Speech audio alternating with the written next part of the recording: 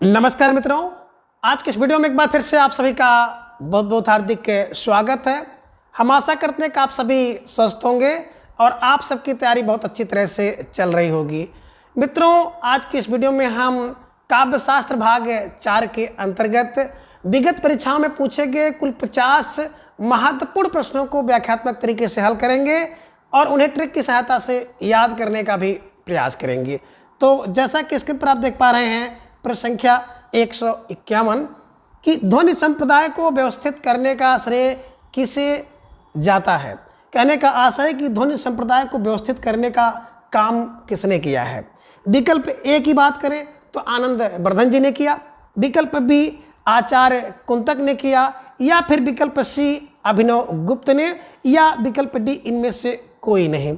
तो देखिए मित्रों, ये तो जो सभी लोग जान रहे हैं कि ध्वनि संप्रदाय के जो प्रवर्तक हैं आनंद वर्धन जी हैं, लेकिन ये प्रश्न आपका है कि इसे व्यवस्थित करने का श्रेय किसे जाता है। तो बिल्कुल आप सही समझ रहे हैं कि ध्वनि को अगर सही मामले में कोई व्यक्ति व्यवस्थित कर सकता है तो वो व्यक्ति कर सकता है जो नव होगा, अभिनव होगा। तो अभिनव फॉर अभिनव गुप्त। तो दिमाग में रख लीजिएगा, प्रश्न संख्या 151 का उत्तर होगा विकल्प सी, अभिनव गुप्त इज राइट आंसर। ठीक है ना।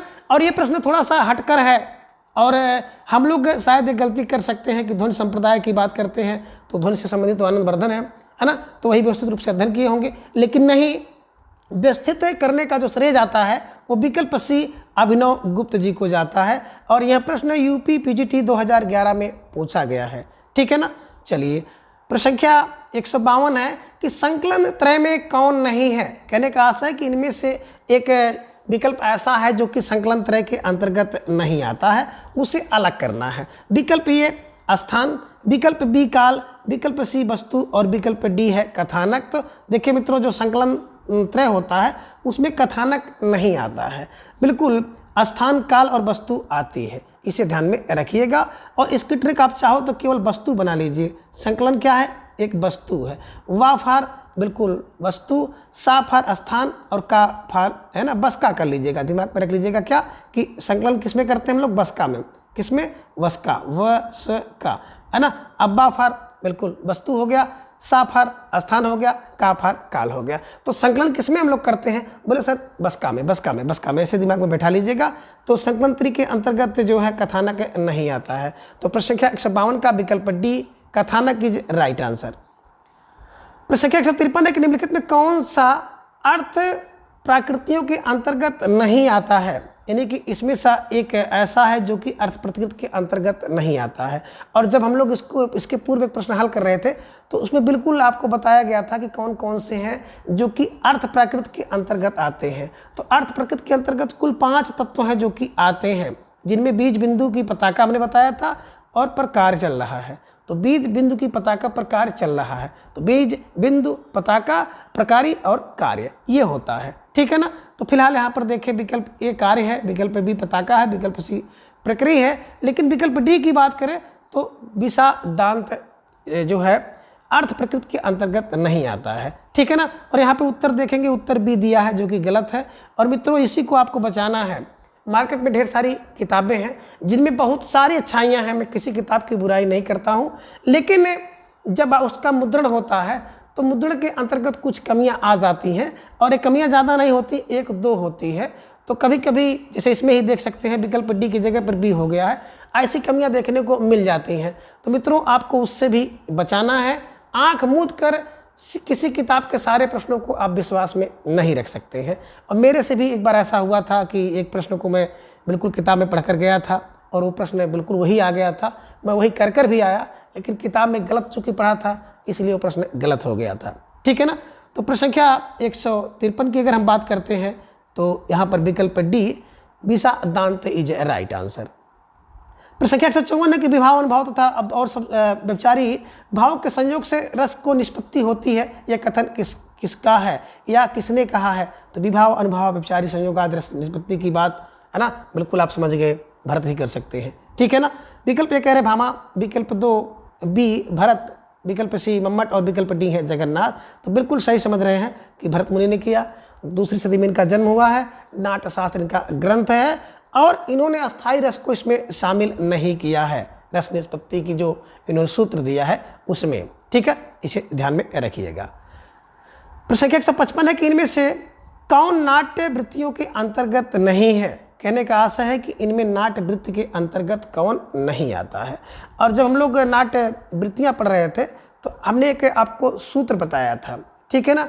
अगर वो सूत्र आपको याद होगा तो निश्चित रूप से आप इसको कर सकते हैं। हमने क्या बताया था कि भारती क्या करते हैं, बोले सर भारती क्या करते हैं, बोले सत्यवती, है ना, सत्यवती की क्या करते हैं, आरती करते हैं। भारती सत्यवती की आरती करते हैं, भारती सत्यवती की आरती करते हैं। तो भारती, सत्यवती, है ना, कौशिकी और आरती, तो ये 4 होते हैं। इस हिसाब से अगर देखा जाए विकल्प ए सात्विक, विकल्प बी कौशिकी, विकल्प सी है आर्यभट्टी और विकल्प डी है भारती। तो देखिए जो सात्वती है, सात्विक, ये सात्विक नहीं होता है, बल्कि इसके स्थान पर जब आप पढ़े होंगे तो आपने देखिए सत्यवती पढ़ा होगा, है ना, कि सत्यवती, भारती जो है सत्यवती होती है, उसकी आरती करते हैं। तो सत्यवती की आरती भारती करते हैं। हमने इसे बताया था आपको क्लू की सहायता से, तो उसे ध्यान में रखिएगा कि नाट्य वृत्तियों के अंतर्गत सात्विक नहीं बल्कि क्या आता है, सत्यवती आता है, सत्यवती आता है, इसे ध्यान में रखिएगा। तो सत्यवती की आरती भारती करते हैं, ठीक है ना। तो प्रश्न संख्या 155 का विकल्प है सात्विक इज राइट आंसर। प्रश्न संख्या 156 है कि रस, श्रृंगार रस की दृष्टि से कृष्ण किस प्रकार के नायक हैं। यानी कि श्रृंगार रस की दृष्टि से श्री कृष्ण किस प्रकार के नायक माने जाते हैं।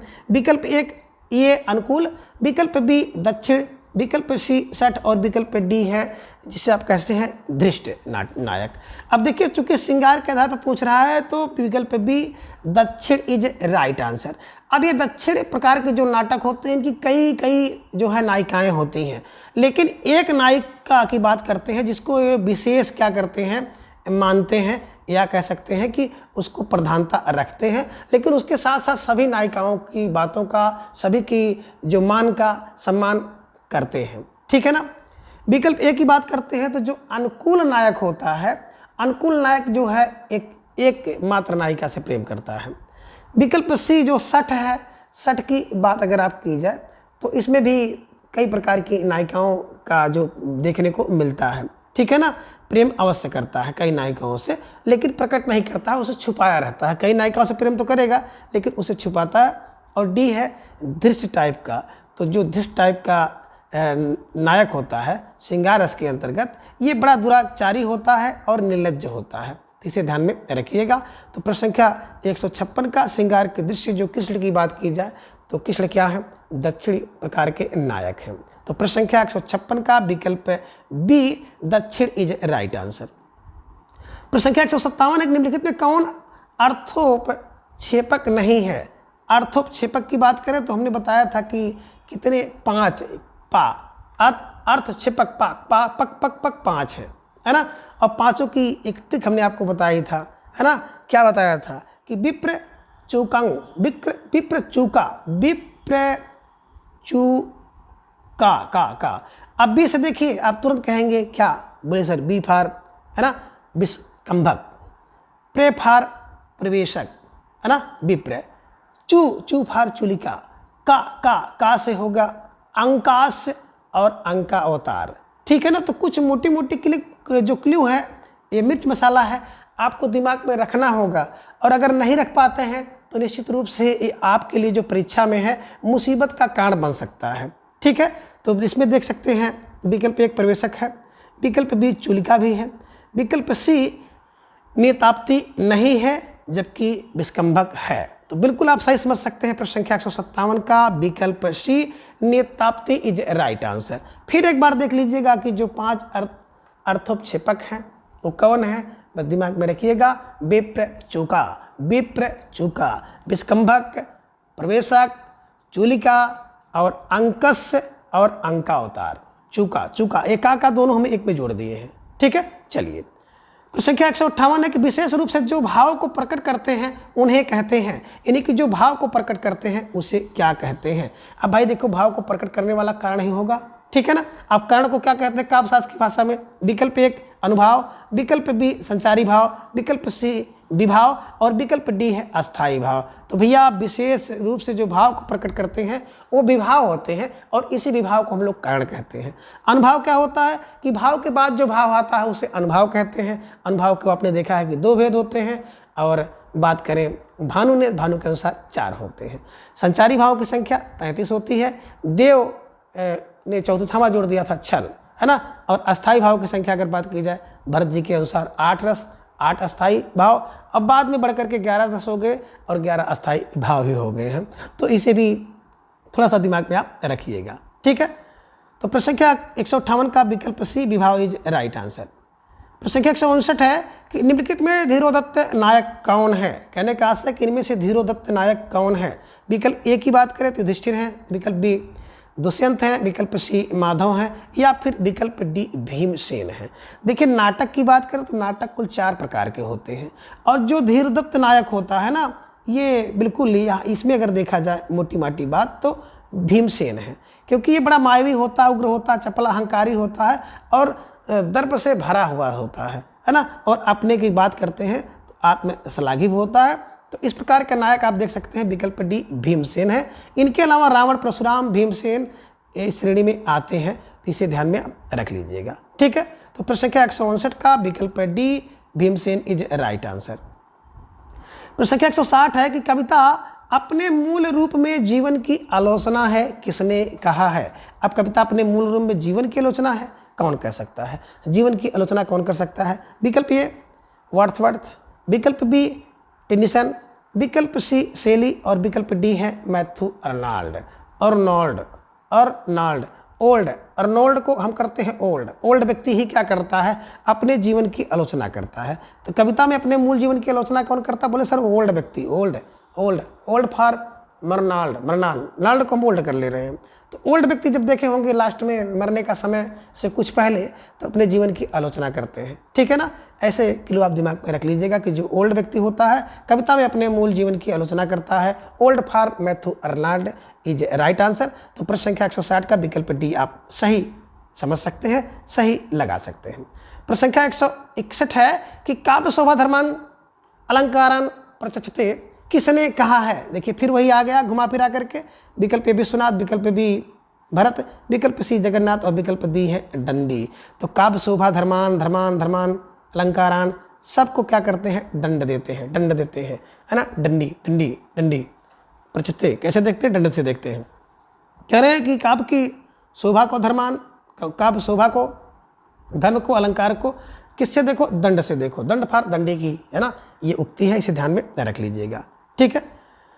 प्रश्न संख्या 162 है कि सूरत से क्या आशय है। कहने का आशय एक शब्द है सूरत से आशय क्या है, बिल्कुल ध्यान रखिएगा। दिल्ली KBPGT में पूछा गया प्रश्न है। विकल्प ए कह रहे हैं उन्माद है सूरत का अर्थ, विकल्प बी कह रहे हैं विरक्ति है सूरत का अर्थ, विकल्प सी है ध्यान और विकल्प डी है कि आनंद का अनुभव है, आनंद का अनुभव। देखिए सूरत का आशय हो गया आनंद का अनुभव। तो प्रश्न संख्या 162 का विकल्प डी आनंद का अनुभव इज राइट आंसर। प्रश्न संख्या 163 है कि नाट्य शास्त्र की दृष्टि में नाटक का तत्व है। कहने का आशय है कि इनमें एक नाटक का तत्व है। विकल्प ए अभिनेता होता है, विकल्प बी कथा वस्तु, विकल्प सी रस और विकल्प डी है उपरोक्त सभी। तो देखिए जो नाट्य शास्त्र की बात करें तो भरत मुनि जी का है। भरत मुनि का जन्म कब हुआ, 2वीं शताब्दी में हुआ। रस के क्या है, बिल्कुल आप कह सकते हैं कि आचार्य हैं और रस के प्रतिपादक भी हैं, इसे ध्यान में रख लीजिएगा। तो बिल्कुल अभिनेता, कथा वस्तु, रस उपयुक्त सभी नाट्यशास्त्र के दृश्य, है ना, तत्व हैं। प्रश्न संख्या 164 है कि इनमें से किस विद्वान का कोई भी ग्रंथ उपलब्ध नहीं है, यानी कि जिसने कोई ग्रंथ नहीं लिखा है। विकल्प ए की बात करें शंकुक, विकल्प बी भट्टनायक, विकल्प सी भट्टलोलट और विकल्प डी है अभिनव गुप्त। तो बिल्कुल विकल्प सी बात करें भट्टलोलट का, भट्टलोलट जी का कोई ग्रंथ उपलब्ध नहीं है। शंकुक की बात करें तो शंकुक ने सिद्धांत दिया था अनुमतिवाद, भट्टनायक का बिल्कुल भुक्तिवाद, अभिनव गुप्त का अव्यक्तिवाद और भट्टलोलट का उत्पत्तिवाद इनके द्वारा दिया गया सिद्धांत है, ठीक है। प्रश्न संख्या 165 है कि इनमें से किनके अनुसार 73 रस अलंकार हैं, किसने कहा कि 73 हैं। तो विकल्प ए रुद्रट, विकल्प बी दंडी, विकल्प सी भामा और विकल्प डी है विश्वनाथ। तो देखिए रट लो, रुद्रट क्या बोले 73 रट लो, अलंकार को रटिए 73 माने 73 रुद्रट के अनुसार, है ना। 73 अलंकार हैं। यही रुद्र है जिन्होंने कहा ननु शब्दार्थ हो, ननु रुद्र ननु, है ना, ये भी दिमाग में रखना है। दंडी की बात करें तो दंडी ने भी इनसे एक कम ही बताया है, बेहतर डंडी। डंडी क्या है? बेहतर है, डंडी बेहतर है। तेहतर कौन? रुद्र है, रुद्र का अलंकार तेहतर पढ़ो, बेहतर डंडी, डंडी का 72, भामा का, है ना, यहाँ पे देख लीजिए भामा ने 3 अलंकार माना है, इसे भी ध्यान में आप रख लीजिएगा। तो प्रश्न संख्या 165 का आपने सही उत्तर जाना होगा कि विकल्प ए रुद्रट इज राइट आंसर। प्रश्न संख्या 166 है कि साधारणीकरण की सही व्याख्या है, यानी कि जो साधारणीकरण है उसकी सही व्याख्या आप किस प्रकार से कर सकते हैं। विकल्प में बता रहे हैं कि जब कोई भी पाठक किसी साधारण काव्य या साधारण नाटक का रसास्वादन करे तब वह क्रिया साधारणीकरण कहलाती है। कि कोई साधारण पाठक नाटक का रसास्वादन करे, साधारणीकरण क्रिया बिल्कुल नहीं है। विकल्प 2 कह रहे हैं जब कोई पाठक किसी कृति को पढ़ते समय स्वयं का साधारणीकरण ही समझे तो साधारणीकरण है, बिल्कुल नहीं। विकल्प सी कह रहे हैं कि जब कोई पाठक श्रोता असाधारण व्यक्ति की तुलना मूल्यांकन साधारण व्यक्ति से करता साधारणीकरण कहते हैं, ये भी नहीं है। अब विकल्प डी ही बचा है, तो विकल्प डी पे थोड़ा सा ध्यान से देखिएगा। क्या है कि साधारणीकरण वह व्यापार है जिसके द्वारा काव्य सृष्टि में कवि निर्मित पात्र विशेष पात्र न करके समान पात्र बन जाते हैं। तो कवि निर्मित पात्र जब सामान्य पात्र बन जाए तो वही साधारणीकरण है। तो विकल्प डी इज राइट आंसर। प्रश्न संख्या 167 है कि भारतीय वृत्ति का संबंध किस रस से है। भारतीय वृत्ति, अभी आपने देखा था वृत्ति, 4 वृत्तियां आपने पढ़ी है, तो 4 में भारतीय वृत्ति का संबंध किसके अंतर्गत है। विकल्प कह रहे हैं श्रृंगार रस के अंतर्गत, विकल्प बी वीरस के अंतर्गत, या फिर विकल्प सी करुण, या विकल्प डी अद्भुत। तो बिल्कुल सही समझ रहे हैं, जो भारतीय की वृत्ति होती है बड़ी अद्भुत है, अद्भुत फार अद्भुत रस से संबंधित है, इसे ध्यान में आप रखिएगा। प्रश्न संख्या 168 है कि वेशभूषा से जो भाव प्रदर्शित किए जाते हैं उन्हें कहा जाता है। कहने का आशा है कि वेशभूषा से जो भाव प्रदर्शित किया जाता है उसे क्या कहते हैं। विकल्प ए है कायिक, विकल्प बी मानसिक, विकल्प सी आहार्य और विकल्प डी है सात्विक। तो देखिए वेशभूषा को हमने बताया था आहार्य, है ना, बिल्कुल विकल्प सी इज राइट आंसर। कायिक की बात करते हैं तो शारीरिक जो है ना, किसी को हाथ पे फरसा उठा लेना, हाथ से इशारा करना आदि कायिक है। मानसिक किसी को वाचिक आप कह सकते हैं, मुंह से बोलना, गाली देने लगना, कुछ भी कहना, ठीक है ना। और सात्विक का मतलब होता है वही जो 8 सात्विक भाव हैं, ठीक है। तो इसे ध्यान में आप रख लीजिएगा। वेशभूषा का जो संबंध होता है वो आहार्य से होता है, विकल्प सी इज राइट आंसर। प्रश्न संख्या 169 है कि अपस्मार क्या है। विकल्प ए की बात करें तो एक प्रकार का उपमान है, उपमेय की हेता की जाती है, बिल्कुल गलत है। विकल्प बी कह रहे हैं संचारी भाव है, ये भी गलत है। विकल्प सी कह रहे हैं कि विकल्प बी संचारी भाव, बिल्कुल सही है। विकल्प बी की बात करते हैं तो संचारी भाव का एक प्रकार है। विकल्प सी कह रहे हैं आधुनिक रसायनों द्वारा खोजा गया एक रस है, नहीं। विकल्प डी कह रहे हैं एक प्रकार का काव्य दोष है, तो बिल्कुल नहीं है। विकल्प बी है संचारी भाव का एक प्रकार है। और अपस्मार का मतलब होता है मिर्गी आना या दौड़ा आना, इससे थोड़ा सा आप दिमाग में बैठा लीजिएगा। अपस्मार एक संचारी के है ना, तो संचारी भाव का एक प्रकार है। तो प्रश्न संख्या 169 का विकल्प बी इज राइट आंसर। प्रश्न संख्या 170 है कि बिंब का काम है, यानी कि बिंब का क्या काम है। विकल्प ये कह रहे हैं काव्य में सौंदर्य लाना, विकल्प बी काव्य को सजीव बनाना, विकल्प सी काव्य को छंद मुक्त करना और विकल्प डी है उपयुक्त सभी। तो बिल्कुल जो बिंब का काम होता है वो होता है काव्य को सजीव बनाना। तो प्रश्न संख्या 170 का विकल्प बी काव्य को सजीव बनाना इज राइट आंसर, ठीक है। प्रश्न संख्या 171 है कि इनमें से सही अनुक्रम कौन सा है। कहने का आशा है जो रचनाएं हैं इनका सही अनुक्रम आपको लगाना है। विकल्प ए की बात करें तो काव्य अनुशासन, बिल्कुल। विकल्प बी साहित्य दर्पण, विकल्प सी रसमंजरी और विकल्प डी है रस गंगाधर। तो आई थिंक विकल्प ये ही बिल्कुल सही लग रहा है। थोड़ा सा इसको हम लोग देखेंगे कि किस प्रकार से इस प्रश्न का उत्तर सही ढूंढा जा सकता है। काव्य अनुशासन की बात करें तो बिल्कुल आप समझ रहे हैं अनुशासन कब 1912 में लिखा गया है ना। साहित्य दर्पण की बात करें तो 14वीं शताब्दी में है। रस मंजरी की बात करें तो बिल्कुल रस की मंजरी है ना 13वीं शताब्दी में है। रस गंगाधर की बात करते हैं तो 17वें में होगा। तो इस प्रकार से आपने देखा बिल्कुल विकल्प ए ही सही जा रहा है। काव्य अनुशासन, साहित्य दर्पण, रसमंजरी और रस गंगाधर, ठीक है ना। तो प्रश्न संख्या 171 का विकल्प ए इज राइट आंसर। अन्य विकल्प को आपको पढ़ने की कोई आवश्यकता नहीं दिख रही है, ठीक है। और इसकी व्याख्या भी आप यहाँ पर देख सकते हैं, ठीक है। प्रश्न संख्या 172 है कि 10 रूपक के लेखक कौन है, यानी कि 10 रूपक के लेखक की बात कर रहे हैं। विकल्प ए धनिक है, विकल्प बी धनंजय, विकल्प सी मम्मट या फिर विकल्प डी विश्वनाथ है।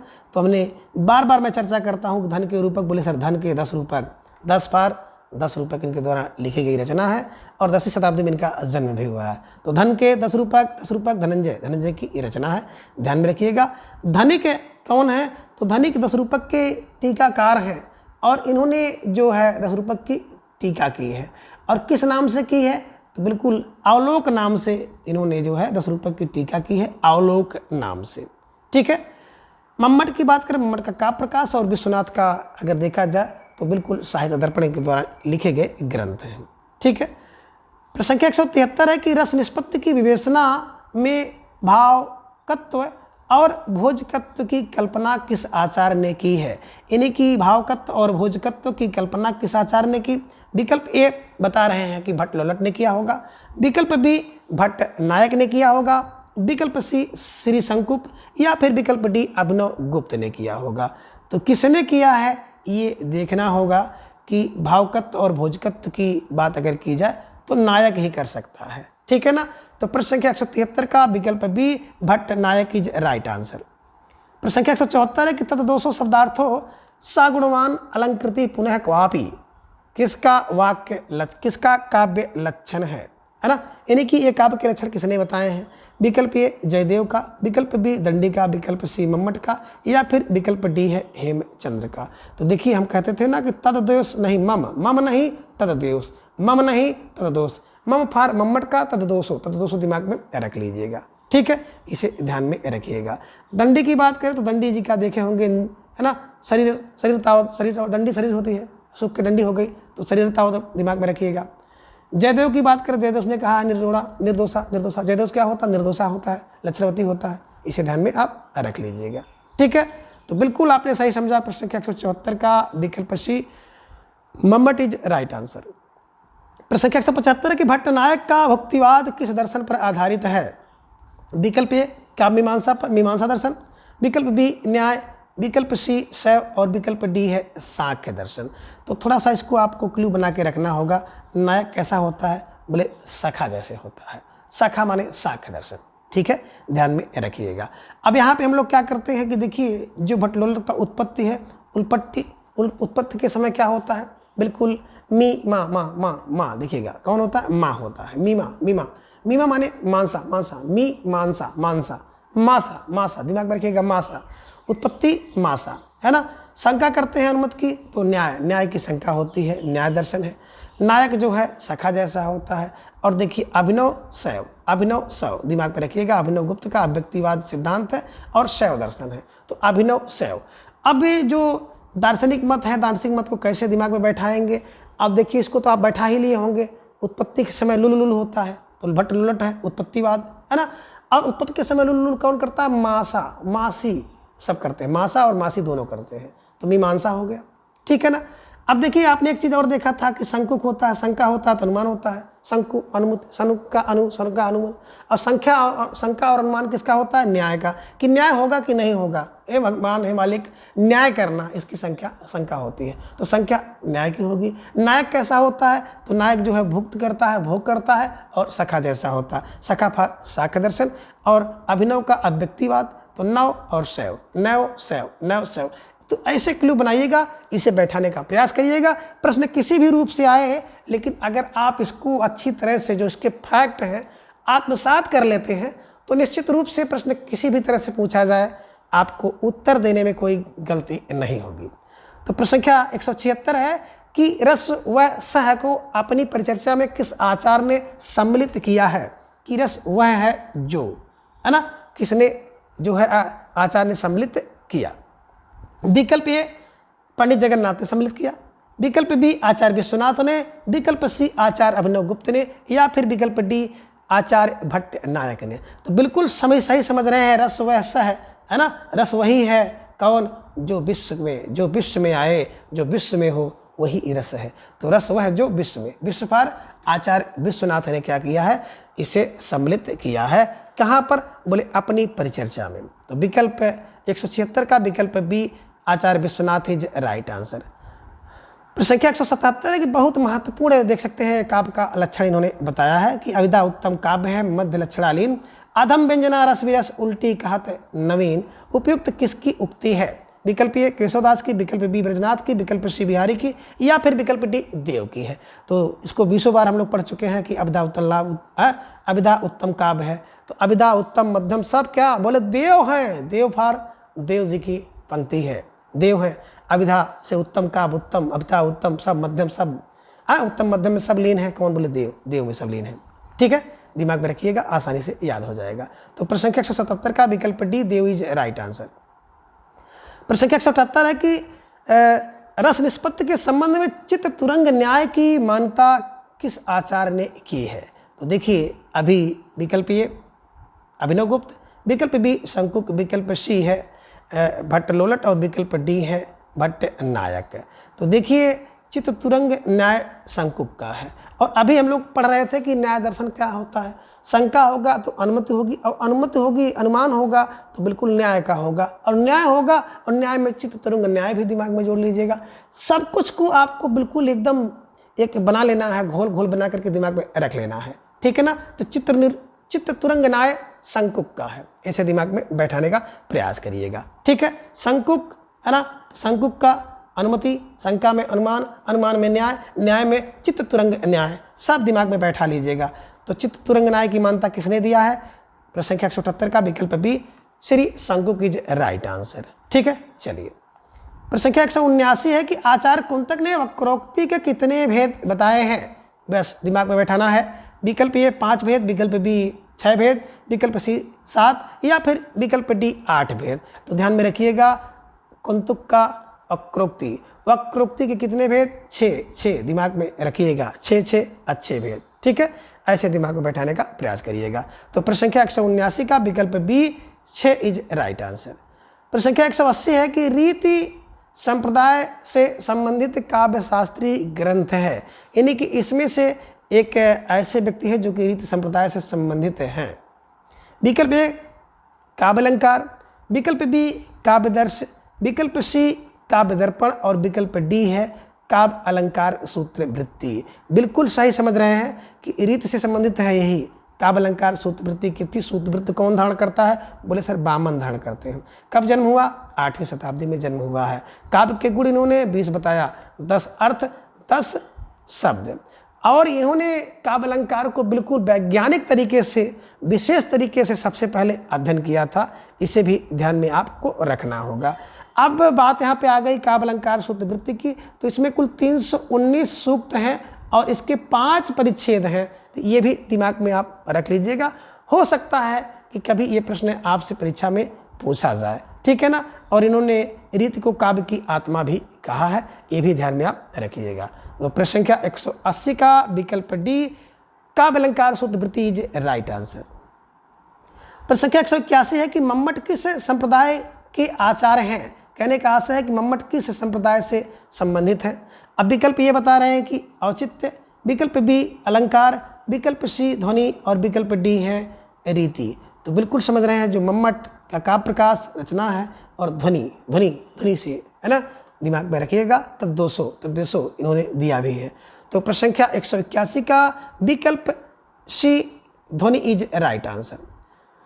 प्रश्न संख्या 182 है कि बिंदु में थी तुम सिंधु अनंत, एक सुर में समस्त संगीत, एक कलिका में अखिल बसंत, धरा पर थी तुम स्वयं पुनीत। ये पंत जी की पंक्ति है ना?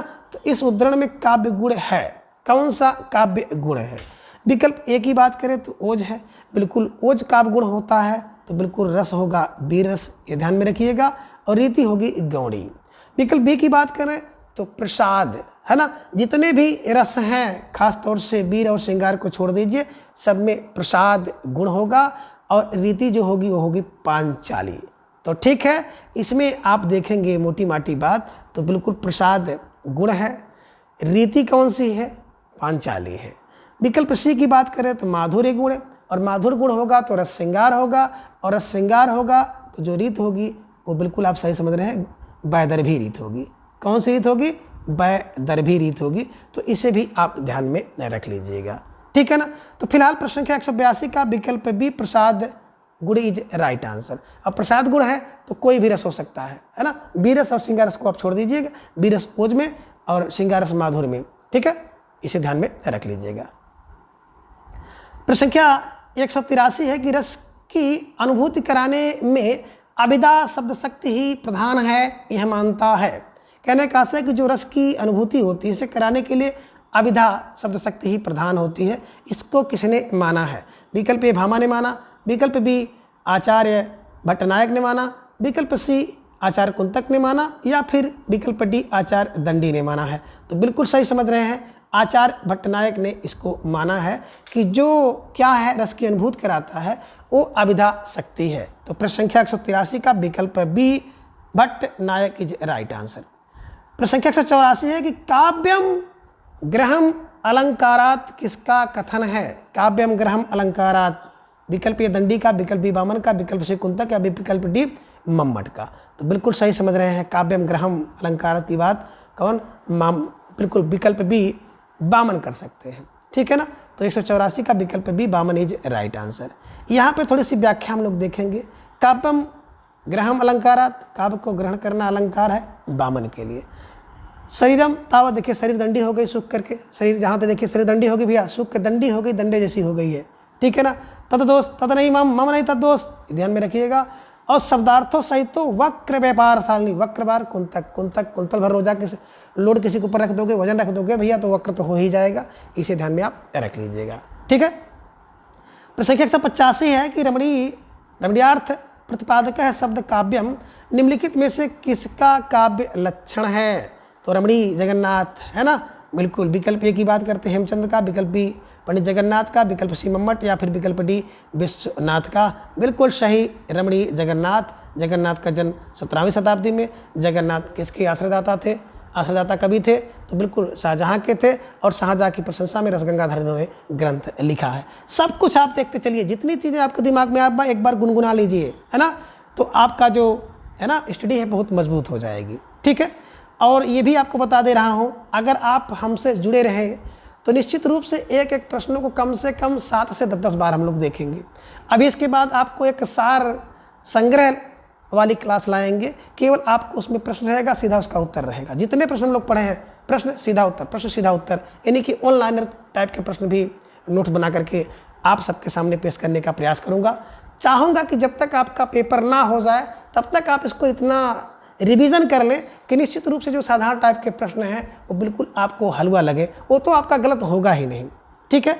चलिए फिलहाल आगे चलते हैं प्रश्न संख्या 186 पर कि औचित्य को काव्य की आत्मा के रूप में प्रतिष्ठित करने वाले आचार्य कौन हैं? औचित्य को काव्य की आत्मा के रूप में प्रतिष्ठित करने वाले आचार्य विकल्प ए भामा है, विकल्प बी आचार्य क्षमेंद्र हैं, विकल्प सी भट्टतौत हैं, या फिर विकल्प डी भट्ट लोलेट है। तो देखिए औचित्य विचार चर्चा करके क्या करते हैं, क्षमा कर देते हैं, क्षमा फॉर क्षमेंद्र। तो प्रश्न संख्या 186 का विकल्प B Acharya Kshemendra is right answer. प्रश्न संख्या 187 है कि रसानुभूति के संदर्भ में उत्पत्तिवाद संप्रदाय के जनक हैं, है ना, यानी कि उत्पत्तिवाद संप्रदाय के जनक कौन हैं? विकल्प ए अभिनव गुप्त हैं, विकल्प बी पाणिनि है, विकल्प सी भरत मुनि, या फिर भट्ट लोल्लट हैं। तो आपने देखा था जब उत्पत्ति होती है ना तो लुल लुल करते हैं। अब लोल्लट का उत्पत्तिवाद ध्यान में रखिएगा। और इनका अगर आप बात करेंगे दर्शन की, तो दर्शन में उत्पत्ति के समय माँ और मासी, माँ मासी मासी मीमांसा, है ना, ध्यान में रखिएगा, ठीक है। सॉरी मित्रों, थोड़ा सा स्वास्थ्य जो है इस समय बहुत सही नहीं है और ये लगातार काफ़ी दिन से चल रहा है, लेकिन स्वास्थ्य के साथ हमारा भी संघर्ष चल रहा है, ठीक है ना। तो 187 की बात करते हैं, बिल्कुल विकल्प D Bhatt Lollat is right answer. फिर संख्या 188 है कि काव्य प्रकाश के रचनाकार हैं। अब काव्य प्रकाश कौन डालेगा? मम्मट, है ना, तो विकल्प ये मम्मट इज राइट आंसर। दंडी की बात करें, दंडी का काव्य आदर्श है, बिल्कुल अवधेश कुमार चरितम है। विश्वनाथ का साहित्य दर्पण, राजशेखर का काव्य मीमांसा है, और कपूर मंजरी है, बाल रामायण है, बाल महाभारत भी इनके द्वारा लिखे गए ग्रंथ हैं। तो ये सबको बिल्कुल आप दिमाग में बैठाते हुए चलते रहिएगा।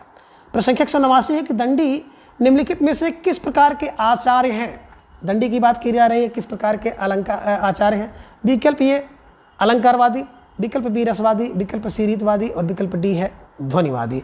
तो बिल्कुल सही समझ रहे हैं, दंडी सुख के दंडी हो गए हैं तो अलंकारवादी हैं, अलंकारवादी अलंकार है, दंडी अलंकारवादी। ठीक है, अब देख लीजिए कुछ और यहाँ पर वाद है और उसके आचार हैं। तो जिनमें देख रहे हैं दंडी की अलंकारवादी, आनंदवर्धन ध्वनि है, वामन की रीति है, भरत की रस है। भरत रस भरते हैं, वामन रीति बताते हैं, बिल्कुल आनंद ध्वनि बढ़ाती है, ध्वनि आनंद बढ़ाती है, दंडी अलंकार करते हैं।